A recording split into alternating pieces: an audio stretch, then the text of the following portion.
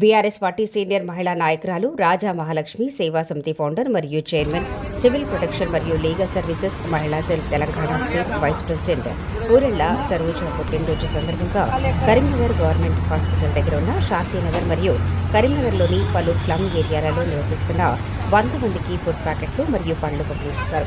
ఈ సందర్భంగా పూరెళ్ల సరోజ మాట్లాడుతూ పుట్టినరోజు పేదలకు సహాయం చేయడం చాలా సంతోషంగా ఉంది అన్నారు. ప్రతి ఒక్కరు కూడా పుట్టినరోజు పేదలకు సహకరించాలని కోరారు. పేద ప్రజలకు అన్ని విధాలుగా సహకరిస్తారని తెలియజేశారు.